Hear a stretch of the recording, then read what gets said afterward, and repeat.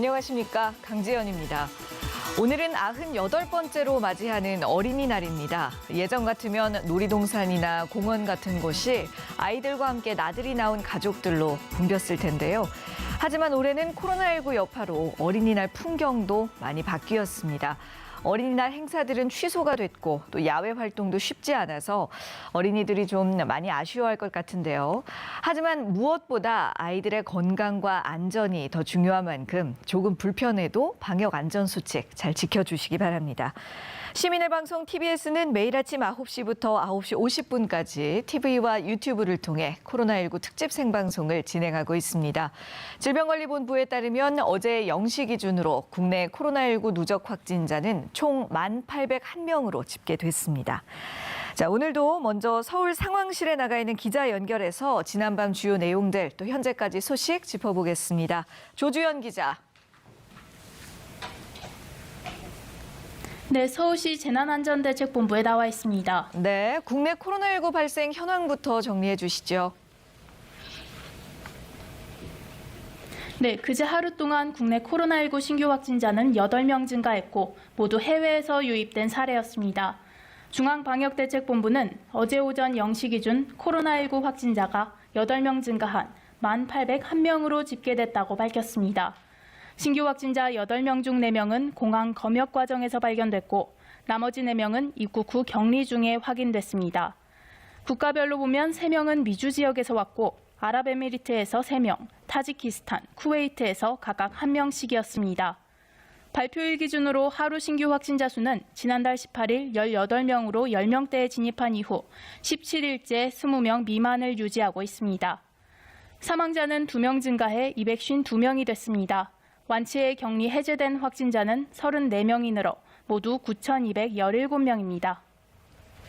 네, 어제 이틀 만에 다시 지역 감염이 발생하지 않았네요. 서울시 상황은 어떻습니까?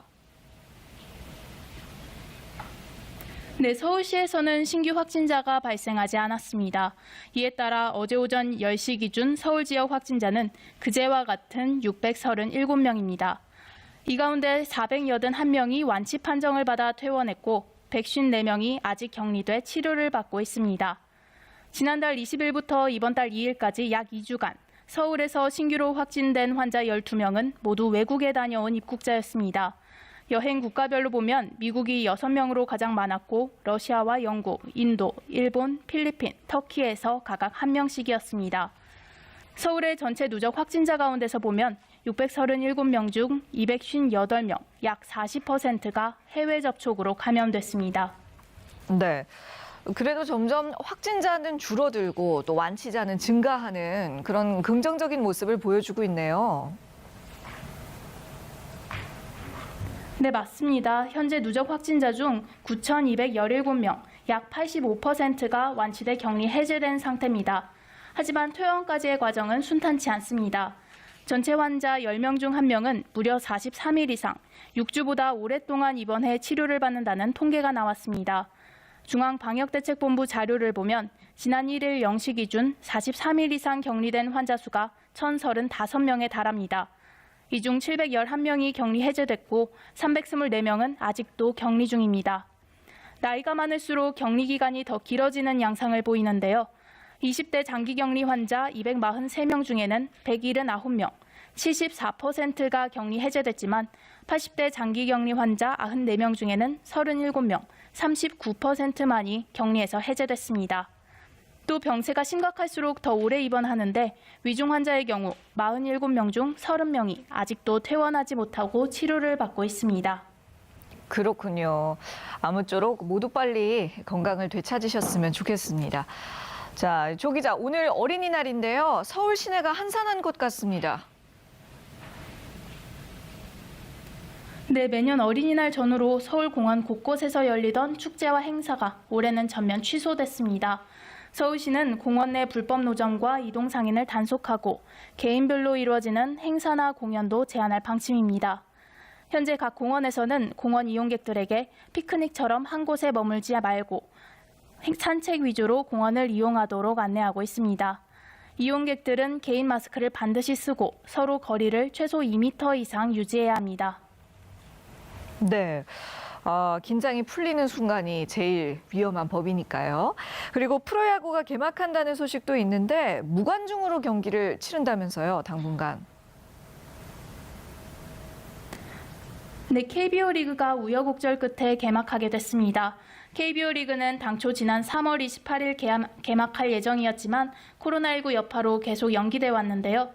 오늘 오후 2시 서울 송파구 잠실야구장을 비롯해 문학, 대구, 수원, 광주 등 전국 5개 구장에서 일제히 개막합니다. 하지만 관중은 없습니다. 코로나19 감염을 막기 위해 사상 처음으로 무관중으로 경기를 진행하는 겁니다. 오늘 개막을 앞두고 지난 며칠간 각 경기장은 KBO가 마련한 코로나19 통합 방역 매뉴얼에 따라 방역 작업을 진행했습니다. KBO는 코로나19의 추이를 지켜본 후 점진적으로 관중을 늘릴 계획이라고 밝혔지만 한동안은 생중계로 경기를 보는 것에 만족해야겠습니다. 지금까지 서울시 재난안전대책본부에서 TBS 조주연입니다. 네, 조주연 기자 수고하셨습니다.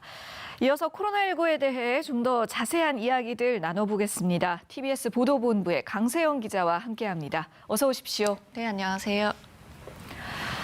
자, 내일부터 정부의 방역 체계가 사회적 거리두기에서 생활 방역 체제로 전환이 됩니다. 코로나19가 어느 정도 통제가 가능한 상황이 왔다는 의미인데, 그래서 학생들도 곧 등교를 할 수 있게 된다고요. 네, 어제 정부의 공식 발표가 나왔습니다. 네. 대입 준비가 급한 고등학교 3학년 학생들은 오는 13일부터 먼저 등교를 하고요. 나머지 학년은 20일부터 차례로 학교에 가게 됩니다. 이 관련 내용은 리포트로 직접 들어보겠습니다. 네 번의 등교 개학 연기, 그리고 온라인 개학 한 달 만에 학교 가는 날이 정해졌습니다. 방역과 일상이 조화를 이루는 생활방역 체계로의 전환을 앞두고 교육부는 학교에서의 새로운 일상을 담은 등교 수업 방안을 발표했습니다. 대한민국의 학교는 학생의 안전, 일상, 학업 세 가지 모두를 지킬 수 있는 새로운 학습 방법, 새로운 학교 방역 체계를 만들어 나가야 합니다. 교육당국은 우선 입시를 앞둔 고등학교 3학년부터 오는 13일 등교 개학을 하도록 했습니다. 나머지 학년은 그보다 일주일 뒤인 20일부터 1, 2, 3단계로 나눠 등교합니다. 지난달 30일부터 이번 달 초까지 감염 발생 위험이 큰 황금 연휴 기간이었던 만큼 2주간의 잠복기를 고려한 결정입니다. 오는 20일에는 고2, 중3과 초1, 2학년, 27일에는 고1, 중2와 초3, 4학년, 마지막으로 다음 달 1일에는 중1과 초5, 6학년이 각각 등교합니다. 시도교육청과 학교는 오전, 오후반을 나눠 운영하거나 원격 수업과 등교 수업을 병행하는 방안 등을 자율적으로 결정해 활용할 수 있습니다. 등교 개학 날짜가 결정되면서 보건당국의 움직임도 바빠집니다. 등교 개학 이후에 학교 집단 발병 가능성에 대해서는 역학조사 및 관리 지침도 마련하고 또 모의훈련 등을 하는 등을 준비를 진행하고 있는 그런 상황입니다. 확진자가 발생한 학교는 보건당국과 협의해 등교 수업을 원격 수업으로 전환하게 되며 휴업이나 휴교도 검토합니다. 당국은 특히 학생들에게 코로나19 안전수칙을 잘 지켜달라고 당부했습니다. 학생 여러분, 학교에 오자마자 자신의 책상을 스스로 닫고 교실 창문은 수시로 개방하고 마스크는 식사 시간 외에는 착용하도록 하고 꼭 기억하고 지켜주길 각별하게 당부합니다. 새로운 일상을 학교에서 시작해보는 지금, 조금의 불편함을 참고 모두가 함께 노력해야 하는 시점입니다. TBS 조주연입니다. 네, 등교 개학 관련 TBS 보도 내용 보고 오셨습니다. 이렇게 학생들의 등교가 이제 결정이 된 만큼 현장의 방역 준비도 빈틈이 없어야 할 텐데요. 학교 대책들 좀 더 자세하게 살펴볼까요? 네, 이 교육부와 방역당국이 가장 강조하는 게 아프면 학교에 가지 말아야 한다는 겁니다. 네. 이 교육부가 마련한 지침을 보면 등교 일주일 전부터 모바일 등을 통한 나이스 시스템으로 이 발열 검사 같은 자가 진단을 실시할 예정입니다. 네. 고3이 오는 13일부터 가장 먼저 등교하게 되잖아요. 네. 그럼 오는 7일부터는 이 자가 진단이 시작되는 겁니다. 조사 항목에는 발열과 호흡기 증상 외에도 메스꺼움, 미각 후각 마비, 설사 등의 증상이 추가로 담겼습니다. 예. 그러니까 아침에 일어나 봤더니 37도 이상으로 열이 난다. 이런 학생이나 선생님이 있다면 등교를 하지 말라는, 자제하라는 그런 뜻인데요. 교실 안에서도 또 지켜야 할 수칙들이 있지 않겠습니까? 네, 그렇습니다. 이 학교에 와서도 발열 검사를 받아야 합니다. 수업을 들을 때는 1, 2m 간격을 두고 앉아서 이 학생과 선생님 모두 마스크를 써야 되고요. 네. 음악 시간에는 침이 튈 수 있는 합창이나 관악기 수업은 당분간 금지됩니다. 점심시간에 급식을 먹을 때는 자리 사이에 임시 칸막이를 설치하거나 책상 간 거리를 떨어뜨려야 합니다. 필요할 경우 개인 도시락을 준비하거나 간편식을 제공하게 되는데 이건 학교마다 상황에 따라서 가장 안전한 방법으로 운영될 것으로 보입니다. 네. 또 만약 수업 중에 의심 증상을 보이는 학생이 있으면 우선 학교 안에 일시적 관찰실로 이동했다가 보호자와 함께 선별진료소로 이동하게 되고요. 학생이나 교직원의 가족 등 동거인이 자가격리됐거나 최근 해외에서 입국했을 경우에는 14일 동안 등교나 출근을 중지할 예정입니다. 물론 이런 경우에는 출결상 불이익은 받지 않습니다. 네. 이제 학생들이 생활하는 학교에서의 풍경도 많은 부분이 바뀌게 될 것 같습니다. 한편 또 유치원이나 어린이집 등원 일정도 확정이 됐나요? 네, 일단 무기한 휴원에 들어갔던 유치원은 초등학교 1학년, 2학년과 함께 오는 20일부터 문을 열기로 했습니다. 네. 유치원 아이들의 경우에는 원격 수업 자체가 힘들고 이 원격 수업을 하더라도 학부모에 따라 교육 격차가 발생할 수 있다는 점이 고려된 것으로 보입니다. 어린이집은 이번 발표에 포함되지 않았는데요. 정부는 어린이집은 좀 더 보수적으로 접근할 필요가 있다고 밝혔습니다. 네. 긴급 보육을 통해 사실상 어린이집을 이용하지 못하는 사례가 없고 영유아 특성상 어린이집이 학교보다 코로나19에 취약하다는 게 그 이유입니다. 따라서 어린이집이 문을 여는 건 초중고등학교 개학 상황을 좀 더 지켜본 뒤에 나올 것 같습니다. 네, 잘 알겠습니다. 자, 주제를 바꿔볼 텐데요. 어제 긴급 재난지원금 지급이 시작됐습니다. 우선은 취약계층 가구들의 현금이 지원됐죠? 네, 그렇습니다. 어제 283만 취약계층 가구에 긴급 재난지원금이 지급이 됐습니다. 생계급여나 기초연금, 장애인연금을 받는 가구로 이 주민등록표상 세대주와 세대원 모두 수급자인 경우에 우선 현금으로 지급이 됐습니다. 어제 지급받지 못한 3만여 가구가 있는 것으로 파악되는데요. 계좌 정보가 없거나 계좌 번호에 오탈자가 있는 경우 예금 주명이 일치하지 않는 사례가 있었다고 합니다. 행안부는 관할 지자체에서 계좌 정보 오류를 검증하고 당사자 확인을 거쳐서 오늘 8일까지는 지급을 완료할 계획이라고 설명했습니다. 예. 그럼 어제 지급을 받은 분들을 제외하고 나머지 가구들은 긴급재난지원금을 11일부터 신청할 수 있다라고 봤는데 맞나요? 네, 재난지원금을 신용카드나 체크카드 포인트로 받고 싶으면 오는 11일부터 이 각 카드사의 홈페이지에서 신청할 수가 있습니다. 많은 사람이 몰릴 것을 대비해서 이 신청할 때는 공적 마스크와 마찬가지로 오부제가 도입됩니다. 또 18일부터는 주민센터와 은행을 방문해서 신청할 수도 있습니다. 이때 지역 상품권으로 받을 거냐, 선불카드로 받을 거냐를 선택하면 됩니다. 네. 재난지원금을 구체적으로 언제 신청하고 내가 얼마나 받을 수 있을지 어제부터 인터넷으로 확인할 수 있는데요. 이 정부가 만든 긴급재난지원금 조회 서비스 홈페이지를 보면 공적 마스크 오부제처럼 세대주의 출생연도 끝자리 기준에 맞춰서 조회가 가능합니다. 네. 예를 들어 화요일은 끝자리가 2와 7이면 공인인증서를 보유한 세대주가 조회할 수 있고 네. 주말에는 출생 연도와 상관없이 서비스를 이용할 수 있습니다. 예, 그러니까 그동안 그 마스크 구입할 때 적용됐던 오부제와 같은 원칙으로 생각을 하시면 되겠군요. 그래도 역시나 많은 분들이 신용카드나 체크카드를 이용하지 않습니까? 그래서 재난지원금을 받는 방식으로 가장 많이들 선택을 하실 것 같은데 쓸 수 있는 업종이라든가 장소도 또 잘 확인을 해봐야겠죠. 네, 앞서 말씀드렸다시피 오는 11일부터 각 카드사 홈페이지를 통해서 이 사용처를 확인할 수가 있습니다. 네. 신용카드나 체크카드는 세대주가 거주하는 광역자치단체 안에서 사용할 수가 있습니다. 장소도 유심히 보셔야 하는데요. 이 소비 진작과 지역 경제 활성화를 위해 재난지원금을 지급하는 만큼 백화점과 대형마트, 온라인 쇼핑몰, 유흥업소에서는 사용할 수 없습니다. 배달 앱은 현장 결제를 이용하면 사용이 가능하다고 합니다.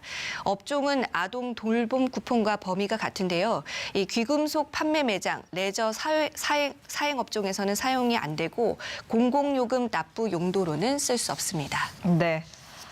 자, 이번 긴급재난지원금은 모든 국민들에게 지급이 됩니다. 하지만 이 신청 과정에서 또 자발적 기부라는 장치가 포함되어 있거든요. 문재인 대통령이 이 자발적 기부를 독려하는 메시지를 냈네요. 네, 문 대통령이 어제 이 청와대 참모진들이 참석하는 수석 보좌관 회의를 주재를 했습니다. 네. 문 대통령은 이 자리에서 형편이 되는 만큼, 뜻이 있는 만큼 자발적 기부에 참여해 달라고 말했습니다. 기부금은 고용 유지와 실직자 지원에 쓰일 거라며 용처도 분명히 했는데요. 이 기부라는 게 강제성이 없는 자발적 선택임을 강조하면서 재정 건정성에 대한 악영향을 불식시키는 것은 물론 국민들이 힘을 합쳐서 국난 극복의 사례를 만들겠다. 이런 의중이 담긴 것으로 보입니다. 문 대통령은 또 기부할 형편이 안 되더라도 재난지원금을 소비하는 것만으로 위축된 내수를 살리는 데 기여하는 거라고 언급했는데요. 네. 이 국민들의 연대와 협력의 정신에 깊은 존경의 마음을 표한다고 거듭 강조했습니다. 네, 내수 진작을 위해서 이 지원금을 소비를 하시든 아니면 자발적으로 기부를 하시든 뭐 어떤 방향이든 간에 의미 있는 사용이 될 수 있을 것 같습니다. 그런가 하면 내일부터는 정부의 방역 체계가 사회적 거리두기에서 생활 속 거리두기로 전환이 됩니다. 어떤 변화가 있는 건지 다시 한번 설명해 주세요. 네, 한 달 반 가량 지속된 이 고강도 사회적 거리두기가 내일부터는 한 단계 낮은 이 생활 속 거리두기로 완화가 됩니다. 방역 수칙을 준수하는 것을 전제로 모임과 외출, 행사를 허용되는 건데요. 이에 따라 그동안 문을 닫았던 공공시설 등이 운영을 시작합니다. 국립공원, 실내 체육 생활시설, 미술관, 박물관 등 일부 실내 시설들이 단계적으로 개장하고 이 공연장, 복지관 등도 준비되는 대로 문을 열 계획입니다. 다만 종교시설과 체육시설, 학원, 유흥시설은 방역 수칙을 준수하면서 운영을 하되 이 지자체 재량으로 운영 자제와 같은 행정명령이 시행될 수 있습니다. 네, 그렇군요. 이렇게 생활 속 거리두기 체제로 전환이 되면서 이와 함께 정부가 선별진료소를 축소하는 방안도 검토하고 있다고요? 네, 이 선별진료소는 응급실 외부 등에 이 별도로 분리되어 있는 진료시설입니다. 네. 전국적으로 모두 630여 개가 운영이 되고 있는데요. 이 김강립 보건복지부 차관은 앞서 브리핑에서 선별진료소 운영에 따른 효용성을 이제 검토할 때가 됐다고 밝혔습니다. 최근 확진 환자 수가 꾸준히 10명 안팎을 유지하고 있고 선별진료소를 통한 검체 채취 건수도 지속적으로 감소하고 있는 상황을 근거로 들었습니다. 이 한때 하루 13,000여 건에 달했던 선별진료소 이 검체 채취 건수는 최근 3,000건 아래로 내려왔습니다. 여기에 의료진의 피로도 문제인데요. 이 김 차관은 날씨가 더워지면서 야외 선별진료소의 운영도 어려워지고 있다고 설명했습니다. 정부는 다만 실제 감축 결정까지는 연휴 기간과 야외 활동 증가, 등교 개학 이후의 상황 등을 면밀히 지켜보면서 판단할 것으로 보입니다. 네, 당분간은 신중하게 지켜보면서 감축 결정을 하겠다라는 말이군요. 이번에는요, 마지막으로 해외 사례도 좀 살펴보겠습니다. 우리나라는 이제 정말 많이 안정세를 찾게 된 모습인데 그에 비해서 일본은 긴급사태 시한이 더 연장이 됐어요. 네, 그렇습니다. 이 당초 6일까지였던 일본의 긴급사태가 이달 말까지로 연장이 됐습니다. 도쿄와 오사카 등 이 전국적으로 긴급사태가 선포된 지 한 달 가까이가 지났지만 코로나19 확산세가 진정 기미를 보이지 않고 있기 때문입니다. 네. 실제로 일본의 하루 신규 확진자 수는 200명에서 300명 수준을 유지하고 있는데요. 일일 확진자가 500명대에 달했던 지난달 중순과 비교하면 다소 줄어들었지만 긴급사태 선포를 해제하기에는 좀 부족한 상황입니다. 네. 아베 총리는 긴급사태를 연장한 거는 애끓는 이 단장의 심정이라고 대국민 사과를 했는데요. 일본이 코로나19 초기 대응에 실패하면서 감염자가 급증했다는 비판을 의식한 것으로 분석됩니다. 네, 일본 상황이 뭐 아직까지도 나아질 기미가 보이지 않는 것 같네요. 지금까지 TBS 보도본부 강세영 기자와 이야기 나눴습니다. 수고하셨습니다. 네, 고맙습니다. 자, 시민의 방송 TBS는 매일 아침 9시부터 9시 50분까지 TV와 유튜브를 통해 코로나19 특집 생방송을 보내드리고 있습니다. 지금 여러분께서는 코로나19 특집 생방송 TBS와 함께하고 계십니다. 네, 계속해서 코로나19에 대한 더 자세한 내용과 이슈들 전문가와 함께 다뤄보겠습니다. 먼저 설대우 중앙대 약학대학 교수 모셨습니다. 어서 오세요. 예, 안녕하세요. 그리고 김원식 문화평론가도 자리해 주셨습니다. 안녕하십니까? 네, 안녕하십니까. 내일부터 이제 생활 속 거리두기가 시작이 됩니다. 연휴가 끝나자마자 전환이 되는 셈인데요. 바이러스 잠복기가 보통 2주 정도라고 우리가 얘기하잖아요. 그래서 좀 우려되는 부분도 있는데 어떻게 보시나요, 교수님께서는? 예, 이제 우리가 고강도 사회적 거리두기에서 완화된 사회적 거리두기로 온 게 지난 4월 20일입니다. 네. 4월 20일에서부터 최대 잠복기가 2주인데 그러면은 5월 5일까지를 이제 완화된 사회적 거리두기로 했었거든요. 그러면 네. 그게 거의 이제 2주 정도 됩니다. 그러면 이때 이제 완화된 사회적 거리두기이기 때문에 또 긴 연휴와 맞물려서 대규모 이제 이동이 일어나지 않았습니까? 그렇죠. 그러니까 이제 한 최소한 일주일 정도는 더 있어야 2주일에 뒷단인 일주일을 평가할 수 있고 또 예. 아니면은 최대 2주일은 되어야 이번에 긴 연휴 기간에 위험도가 평가가 될 수 있는데 그러지 못하고 바로 5월 5일이 지난 긴 연휴 기간이 지난 5월 6일부터 생활 속 거리두기 소위 말해서 이제 생활 속 방역 체계로 바로 이행을 한 것이거든요. 그렇기 예. 때문에 아직 이 긴 연휴 기간과 완화된 사회적 거리두기에 대한 위험도 평가가 안 되고 바로 더 안전한 상태라고 볼 수 있는 생활 속 사회적 거리두기로 바로 갔다고 하는 점에서 상당한 그런 어떤 우려는 있다. 현재로서는 네. 이렇게 볼 수 있는데 예. 아직까지 여기에 대한 위험도 평가는 안 됐기 때문에 향후 일주일, 길면 2주일 이내에 아마 여기에 대한 평가 결과는 나오지 않을까 이렇게 생각이 듭니다. 예. 아무래도 어떤 이런 그 정책을 결정하는 데 있어서 정부와 방역 당국의 입장 차이가 조금 있지 않을까 싶습니다. 이 정부 입장에서는 좀 경제적 영향을 조금 더 중시해서 이렇게 바로 전환을 하는 쪽을 선택한 것 같은데요. 교수님께서는 최소 일주일 정도는 추이를 좀 더 지켜보고 신중하게 접근하는 게 더 좋지 않았을까 하는 생각도 있으신 것 같습니다.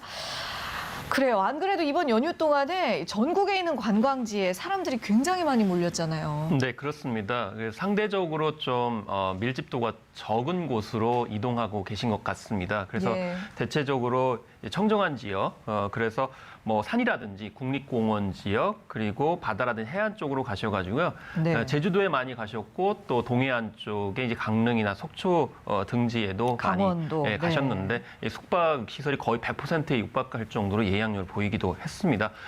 제주도 같은 경우도 많이 지금 언론 보도되고 있는데 네. 이 제주도 같은 경우에는 이제 2주간 사회적 거리를 연장하겠다 이렇게 얘기를 할 정도로 많은 분들이 예. 와서 좀 약간 긴장을 하고 있는 그런 상황입니다. 특히나 제주도에서 좀 모니터를 해봤더니 마스크 착용률이 60%밖에 안 돼서 네, 마스크 네. 착용에 대해서 이제 더 권고를 하고 있는 그런 상황이고요. 예. 다만 뭐 시민분들도 좀 조심을 많이 하고 계신 것은 사실입니다. 뭐 예를 들면 숙박시설 같은 경우 독채 형태. 그러니까 이제 호텔과 같이 여러 많은 분들이 한 층에 숙박하는 것이 아니고 좀 네. 떨어져 있는 형태, 그리고 캠핑 같은 경우에도 글램핑과 같이 좀 분리되어 있는 형태를 좀 이용하고 계시기는 합니다. 어쨌든 예. 간에 조심하셔야 되고 예방수칙 이제 준수하시면서 연휴 또 끝나면 2주간 또 지켜봐야 되는 그런 측면이 있거든요. 이것들도 네. 계속 모니터를 하면서 주의를 해야 되겠습니다. 네, 알겠습니다.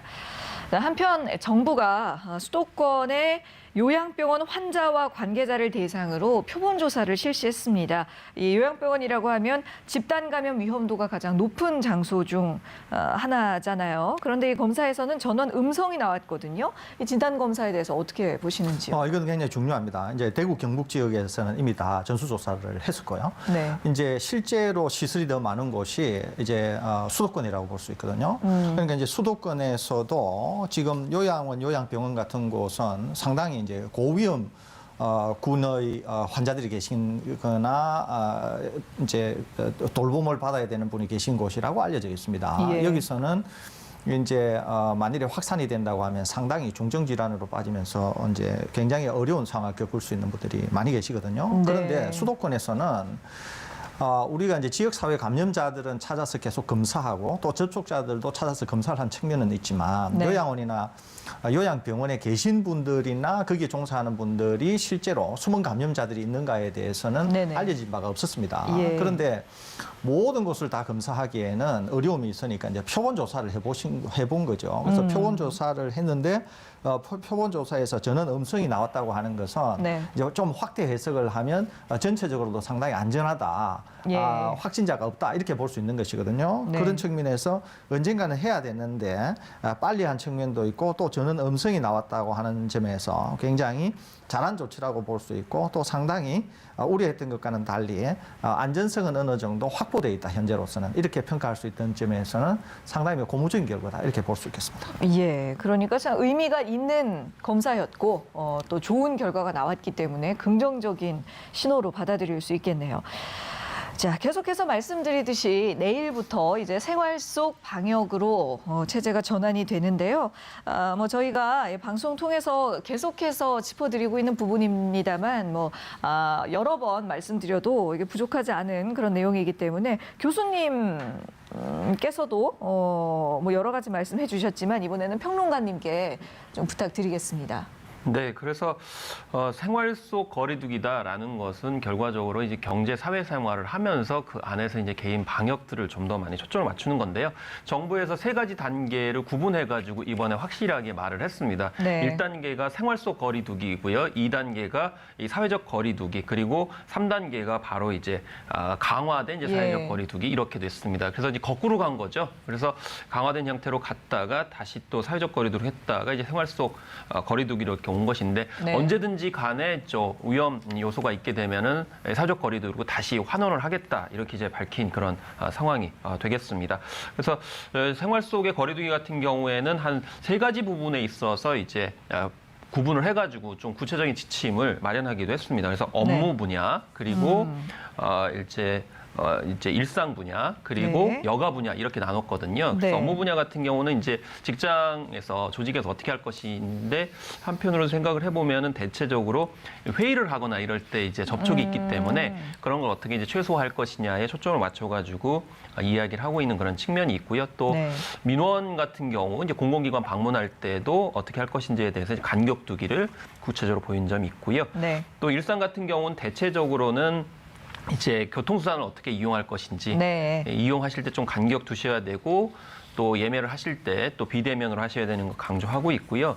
또 음식점이라든지 카페 같은 경우에도 뭐 지그재그로 앉는다든지 마주 보고서 대화를 크게 하지 않는다든지 이런 점들을 신경을 쓰고 있습니다. 그리고 네. 유통 그런 업체들을 이용하실 때도 보이는 시간을 좀 피하시고 그리고 또 머무는 시간도 굉장히 간소하게 절제하시는 것도 권고를 하고 있고요. 무엇보다 장례식장이라든지 결혼식장도 이제 허용을 하게 되는 거거든요. 네. 그렇게 되면은 이제 인사를 한다 하더라도 악수를 하는 것보다는 이제 목례로 한다든지 그리고 장례식장에서도 이제 대개 식사를 하시는데 예. 지그재그로 앉는다든지 이런 방식 또 플라스틱 이제 그런 벽을 통해 가지고 또 방지하는 것도 필요하고요. 네. 또 종교 행사 같은 경우에도 여전히 이제 또 주의를 하셔야 되는데 단체 식사를 제공하는 것도 좀 가급적이 좀 제한을 했으면 좋겠다 이렇게 권고를 하고 있습니다. 예. 그리고 여가 생활이 이제 5, 6월 달에 이제 많이 있게 되는데 그러면서 이것도 결국에는 유원지설 이용할 때 간격 조절하는 문제들 여전히 중요하고요. 네. 야외 행사 하신다 하더라도 크게 노래를 부른다든지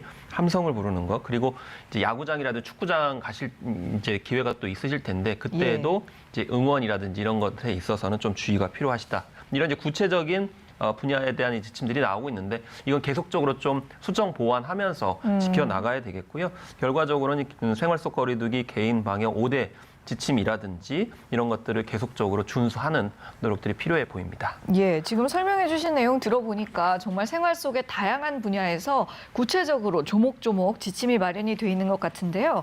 그런데 이 지침들을 하나하나 다 잘 지키면 참 좋겠습니다만 좀 현실적으로 어렵게 느끼는 네. 부분도 있을 것 같아요. 가장 많이 지적한 부분이 이제 뭐 아픈 증상이 있게 되면은 뭐 3, 4일 이제 쉬라 이런 이제 부분에 대해서 많이 지적이 있었어요. 출근을 하지 말고. 네. 예. 왜냐하면 지금 현실적으로 쉴 수 있는 그런 여력이 되지 않는 경우가 상당히 많이 있고 실제로 콜센터 사례만 봐도 아프더라 하더라도 출근을 해가지고 이것이 이제 집단 감염이 된 그런 사례가 있기 때문에 네. 결국엔 이건 개인의 문제가 아니고 결국 고용주, 사업주들이 어떻게 해야 될지에 대해서도 구체적으로 얘기를 해야 된다. 그래서 사업주나 고용주들도 그런 증상이 있었을 때 어떻게 무급을 할 건지 유급을 할 건지에 관련된 부분 또 그것을 이제 노동을 한 것으로 여길 것인지에 대한 부분 이런 것들을 좀 협조적으로 해야 된다라는 거. 그래서 정부에서는 이 부분에 있어서도 앞으로 이 협조 체계를 갖추겠다라고 고용노동부가 이제 밝힌 바가 있는데 예. 어떻게 실제적으로 될지는 좀 지켜봐야 될 것 같고요. 예. 그리고 그 다음으로 많이 말씀하시는 게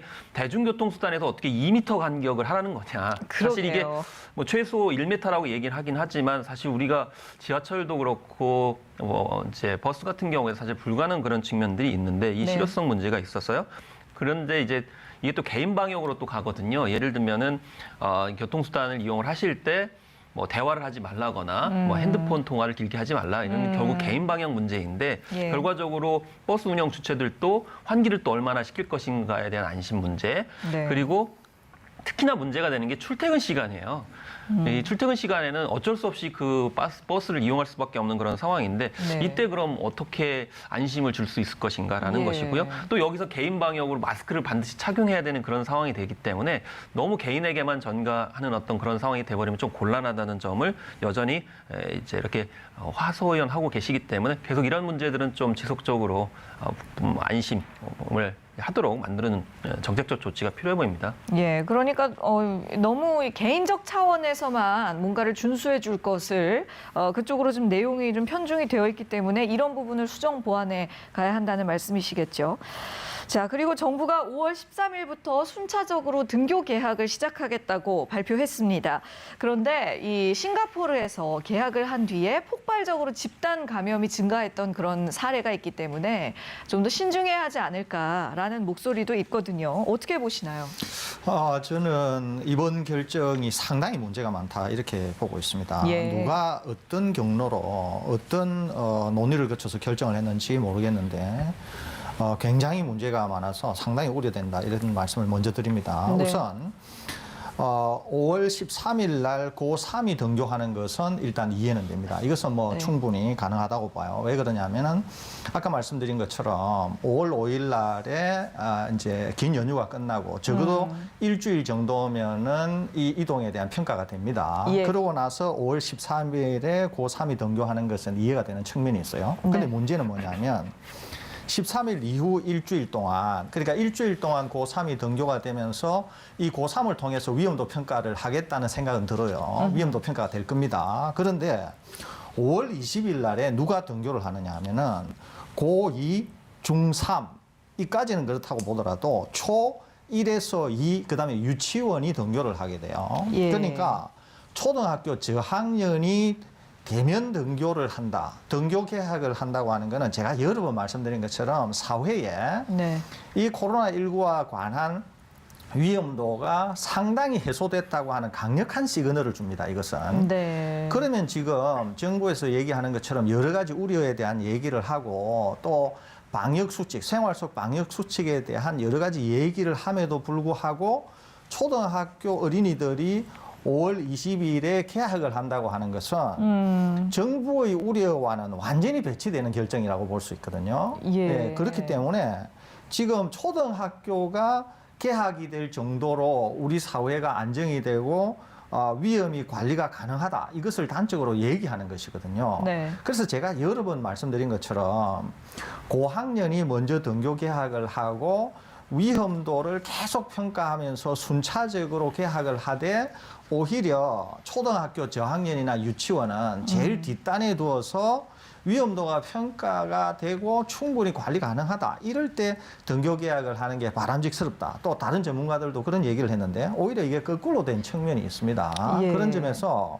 제가 말씀드리는 것은 아직까지 등교 개학과 관련해서 위험도 평가가 되지 않았는데 네. 너무 이르거나 섣부른 그런 결정이 아닌가 싶어서 상당히 우려가 되는데 이것은 향후 지켜보면서 위험이 어떻게 되나 하는 것을 우리가 봐야 되지 않을까 이렇게 생각이 되고 예. 아무튼 지금의 이 결정은 좀 섣부른 감이 있다 이런 말씀을 덧붙여드립니다. 네, 그러니까 그 교수님 견해로는 연령대가 어릴수록 좀 더 나중에 개학을 시키는 것이 어떤 위험도 평가나 방역의 측면에 있어서 조금 더 안전하지 않을까라는 생각을 지금 갖고 계신 건데요. 이 전체적인 그러니까 연령대별로 전체적인 개학 일정이 어떻게 되나요? 네, 그렇습니다. 말씀하신 대로 이제 고3이 가장 먼저 13일에 학교에 이제 나오게 됩니다. 말씀하신 것처럼 이제 입시 일정 뭐 이런 걸 더 이상 미룰 수가 없고 또 네. 지금 현재 이제 따로 뭐 소위 말해서 재수하는 그런 이제 응시세 등과의 어떤 격차 문제가 있기 때문에 빨리 네. 한 것은 이제 맞다고 봅니다. 그런데 이제 말씀하신 것처럼 이 고3이 이렇게 이제 연휴 기간이 채 2주 끝나기 전에 이렇게 등교를 하게 되면은 이제 확산이 될 가능성이 있고요. 그런 예. 다음에 이제 5월 20일부터 고2 그리고 초등학교 1, 2학년이 등교를 하고 네. 또 유치원이 이제 개원을 하게 되는 그런 상황이 어허. 벌어지게 되죠. 이 정부 쪽에서 얘기하는 건 그렇습니다. 지금 현재 초등학교 1, 2학년 그리고 이제 유치원 같은 경우 긴급 돌봄 서비스를 매우 많이 이용을 하고 있기 때문에 네. 사실상 계약을 한 거다 이렇게 얘기를 하고 있는데 그렇지만 이제 황금 연휴가 끝나지 얼마 안 된 상황 속에서 이게 초 1, 2학년 그리고 유치원 학생들이 감염될 수 있고 또 이제 이런 이제 학생들이 할머니, 할아버지와 같이 어울리게 되면 이제 집단 네. 감염이 있을 수 있기 때문에 네. 이런 점에 좀 많은 전문가들이 위험하다 이렇게 경고를 하고 있고요. 또 5월 27일에는 이제 고1하고 그다음에 중학교 2학년 그리고 초등학교 3, 4학년 학생들이 개학을 하게 되는 그런 상황이고요. 네. 6월 1일에는 또 중학교 1학년, 초등학교 5, 6학년 이렇게 돼 있습니다. 애초에는 사실상 고학년부터 차츰차츰 저학년으로 간다라는 식의 그런 예. 진단이 있었는데 이번에는 의외로 이렇게 이제 저학년부터 등교를 하게 되면서 여러 가지 우려스러운 그런 상황이라고 볼 수가 있겠는데요. 말씀하신 것처럼 상황에 따라 가지고 긴급적으로 이제 다른 시나리오를 그러니까 만약에 이 초등학교 1, 2학년에서 유치원생들한테 발병이 있게 되면은 네. 어떻게 이제 일정을 조율할 것인지에 대해서도 시나리오를 짜야 되는 그런 것이 좀 필요하지 않나 이렇게 싶고요. 또 개인적으로는 학부모들한테 좀 이렇게 필요한 것은 뭐냐면 아프면 나오지 말라 이런 조치들 많이 하거든요. 네. 그리고 확진이 됐을 경우에 좀 이동하고 분리하게 되는데 이때 그럼 출결 상황이 어떻게 되냐라는 거죠. 이게 결석으로 처리가 되는 것인지 그리고 네. 격리된 상황에서는 학습 진도는 어떻게 해야 될 것인지 이런 부분에 있어서도 좀 학부모님들한테 명확하게 제시를 하면서 좀 불안을 해소해주는 노력도 좀 여전히 필요하다 이렇게 볼 것 같습니다. 예. 그러게요. 또 이제 어린아이들일수록 증상이 경미한 경우도 많다 보니까 또 전파에 대한 우려도 더 되는 그런 상황인데요. 그래서 제주도의 경우는 등교를 앞두고 학생들을 대상으로 코로나19 사전 검사를 논의 중이고 또 고강도 사회적 거리 두기를 제주도만 또 개별적으로 2주 더 연장하기로 했습니다. 김원식 평론가께서도 앞서서 말씀을 해주셨던 내용이죠. 아무래도 이번 연휴 기간 동안에 그 여파를 좀 지켜봐야겠다라는 생각으로 보이는데요.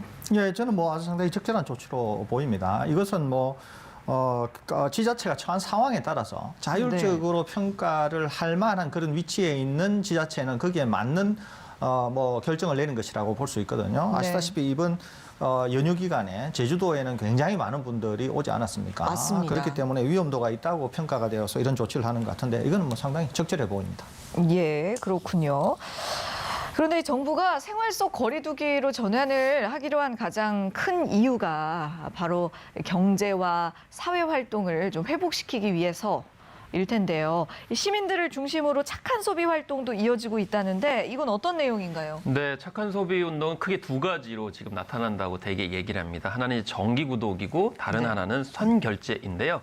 사실 이제 정기 구독하면 우리가 뭐 신문이라든지 잡지를 구독하는 걸 생각하는데 요즘 시대에는 이제 배달시켜서 이용하는 것을 이제 구독이라고 하죠. 그래서 네. 예를 들면 꽃을 많이 얘기하고 있는데 꽃이 이제 주기적으로 필요하신 분들 같은 경우에는 정기 구독한다 그러면 이제 비용을 지불하게 되면 정기적으로 화훼 농가에서 꽃이 배달되게 되는 그런 상황입니다. 그런 것도 구독이라고 표현을 예, 하는군요. 그렇습니다. 그래서 뭐 심지어 옷 같은 경우에도 일일이 이제 방문하지 않고 미리 이제 신청을 하게 되면 뭐 그걸 이제 구독이라고 얘기를 하게 되는데 그래서 먼저 이제 정기적으로 구독을 신청하게 되면 어려운 화훼 농가를 이제 도울 수 있는 그런 측면이 있고요. 네. 선결제 같은 경우는 대개 식당을 중심으로 이루어지고 있습니다. 네. 그래서 식당 같은 경우 이제 예를 들면 회사다 그러면 앞에 이제 식당 많이 이용을 하시게 되는데 예. 그럼 회사가 뭐 이렇게 어디로 옮겨가지 않는 이상 계속 주기적으로 밥을 드셔야 되기 때문에 그래서 네. 한 달치, 몇 개월치를 미리 이렇게 지불하게 되면 조금이 되는 거죠. 이것도 결국에는 뭐 경제 활성화 말씀을 하셨지만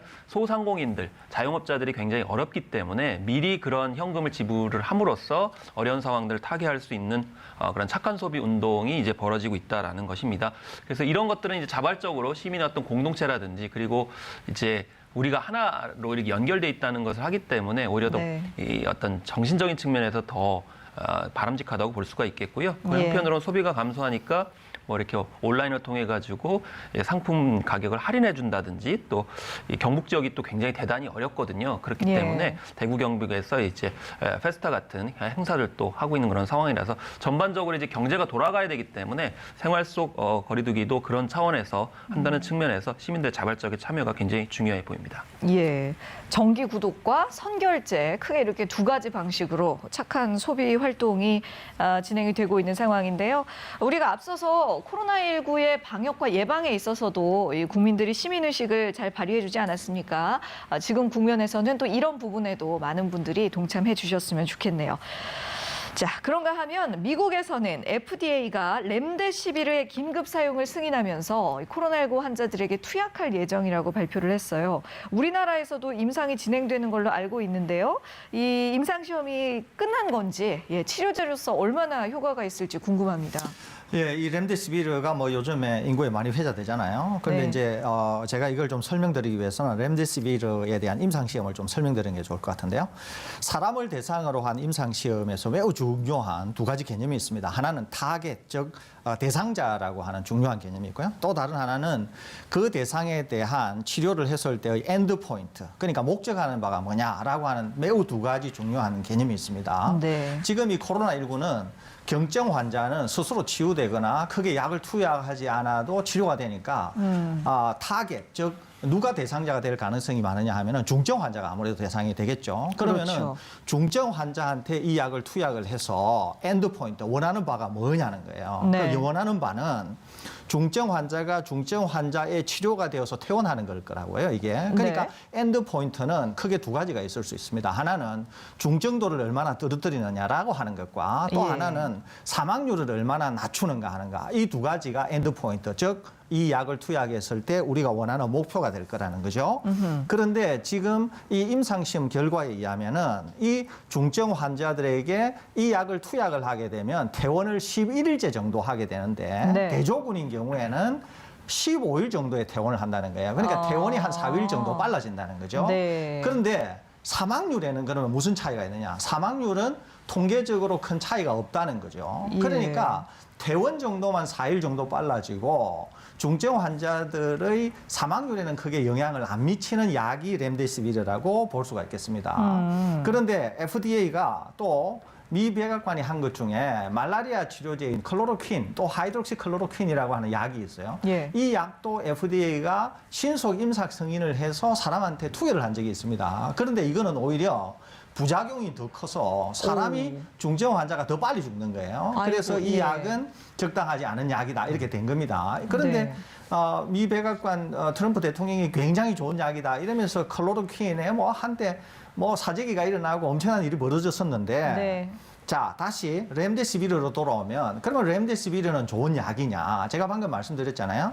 사망률에는 별 영향을 미치지 않은 것 같고 퇴원은 약간 며칠 빨리 하는 것 같다. 그러니까 전문가의 입장으로 볼 때 이런 약들은 크게 실효성이 실효성이 없네요. 별로 없는 약이다. 이렇게 볼 수 있는 겁니다. 예. 그러니까 이게 이제 정치가 개입이 되니까 이런 얘기가 생기는데 보통의 약이 이런 정도 효과를 내면 이것은 임상이 실패한 약 정도라고 평가가 될 수 있는 약이에요. 그러니까 별로 실효성도 없고 그러는데 지금 미국 내에서 이 약이 적어도 100만 원에서 500만 원 될 것 같다. 이런 이제 약 가격에 대한 얘기들이 나오고 있는 것이거든요. 네. 오히려 우리나라는 환자가 별로 많지 않기 때문에 이런 렘데시비르를 쓰기보다는 우리나라에서는 이미 확인된 방법이 있습니다. 혈장 치료라고. 네. 이것은 기존의 약을 투약을 했는데 전혀 이제 약이 듣지 않아 가지고 거의 사망 직전 단계에 갔던 분들에게 혈장 예. 치료를 썼더니만은 신속히 회복이 돼서 퇴원한 경우가 있거든요. 네네네. 그러니까 우리는 오히려 이렇게 약효가 검증되지 않은 또는 약효가 매우 미미한 그런 다음에 상당한 부작용을 가지고 있을 것으로 생각이 되는 렘데시비르 같은 약을 쓰기보다는 우리나라는 환자도 얼마 되지도 않고 예. 약에 대한 그런 요구도도 크지 않으니까 오히려 혈장 치료 같은 게 좀 더 도움이 되지 않을까 이렇게 평가가 되고 렘데시비르는 약이라고 하는 관점에서만 본다고 하면은 약효도 상당히 미미하고 부작용이 있을 것으로 생각되어서 그렇게 좋은 약은 아니기 때문에 크게 기대할 만한 약은 아니다. 이렇게 평가할 수 있겠습니다. 예. 그러니까 중증 환자에 대한 뭐 혈장 치료 이 정도 경우를 제외하고는 아직까지는 이렇게 뚜렷하게 실효성이 있는 약이 발견되지가 않은 상태인데요. 그래서 지금 많은 나라들에서 치료제와 백신 개발에 열을 올리고 있습니다. 그리고 우리 방역의 경험을 세계와 공유하기 위해서 웹 세미나도 개최가 됐다던데요. 어떤 내용인가요? 네, 그렇습니다. 웹 드라마는 있었는데 이제 웹 세미나는 말입니다. 이제 처음 듣게 됐는데 네. 그만큼 이제 한국이 나름대로 성공적인 방역 사례로 됐기 때문이라고 생각이 드는데 예. 어쨌든 우리 정부는 계속 온라인으로 이 방역 경험을 공유하겠다 이렇게 밝혔는데 이번에 이제 첫 국제 세미나가 열리게 된 것이죠. 그래서 이 러시아와 영어로 이렇게 동시 통역을 하면서 하기도 했는데 이 콘텐츠화를 이제 하는 데 있어서 그 내용이 또 이렇게 궁금하게 되는데 현재 이제 방역 정책이 어떻게 이루어지고 있는지에 대해서 다뤘고요.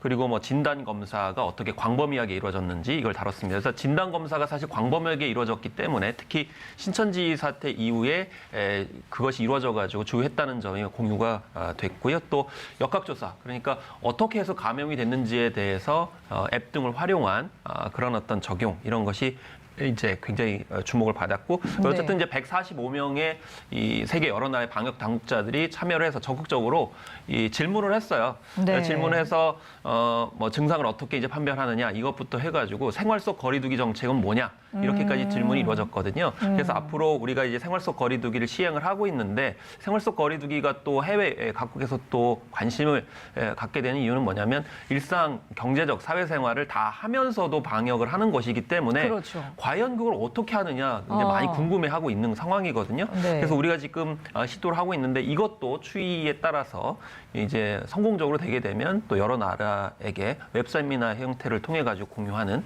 그래서 이게 이제 1회가 아니고 아마 지속적으로 계속된다는 측면에서 우리나라의 보건 방역 이 관련 이제 내용들도 콘텐츠화가 되는 그런 네. 새로운 어떤 비대면 시대의 풍경이 또 벌어지고 있습니다. 네. 그렇군요.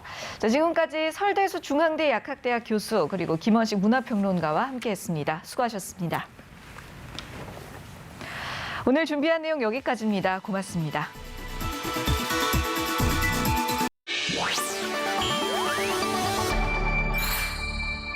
TBS